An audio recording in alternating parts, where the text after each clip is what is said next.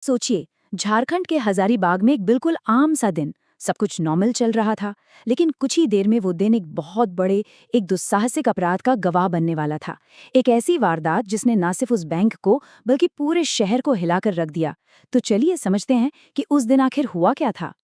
अब देखिए, ये कोई छोटी मोटी चोरी की बात नहीं हो रही है। लुटेरों का निशाना था सोना, और वो भी कितना, पूरे 7 करोड़ रुपए का। जी हाँ, 7 करोड़। ये रकम अपने आप में बता रही है कि ये डकैती कितनी बड़ी थी और कितनी कितनी सोची समझी प्लानिंग के साथ की गई थी।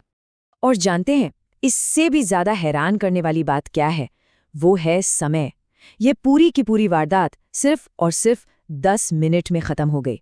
सोच कर देखिए, 7 करोड़ की लूट सिर्फ 10 मिनट में। इतनी तेजी और इतनी सटीकता, ये साफ साफ किसी प्रोफेशनल, किसी मंझे हुए गिरोह की तरफ ही इशारा करती है। तो सवाल उठता है कि आखिर ये सब हुआ कैसे? मतलब इतनी बड़ी डकैती को अंजाम दिया तो दिया कैसे? लुटेरों ने शुरुआत किसी तोड़-फोड़ या जबरदस्ती से नहीं की। नहीं, उनकी शुरुआत हुई चालाकी से। उन्होंने बैंक में घुसने के लिए एक ऐसा तरीका अपनाया जिस पर किसी को जरा भी शक नहीं हो सकता था। उनकी जो स्ट्रैटेजी थी वो बहुत ही कैलकुलेटेड थी।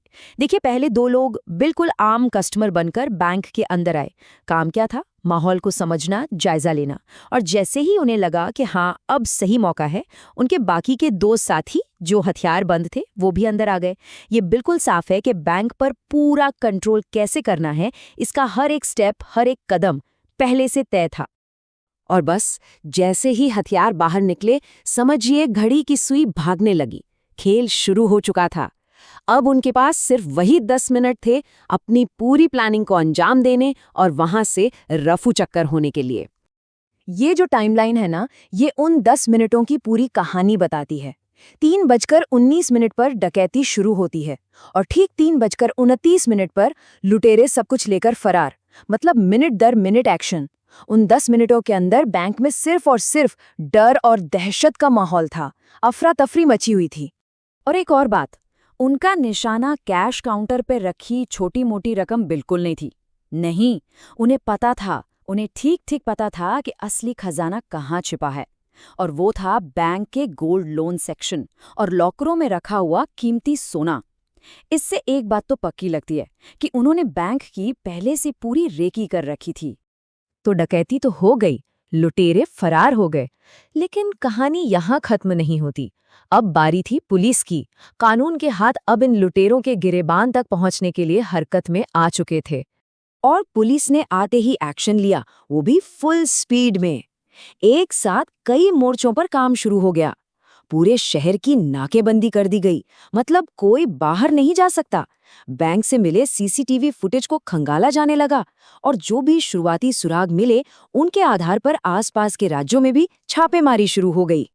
पुलिस अधिकारियों का ये जो बयान आया वो उनके इरादे एकदम साफ कर देता है। देखिए, वो एक तरफ तो लोगों को भरोसा दिला रहे हैं कि चिंता मत कीजिए, और दूसरी तरफ अपराधियों को भी एक सीधा मैसेज दे रहे हैं कि भाई ज्यादा दिन तक भाग नहीं पाओगे।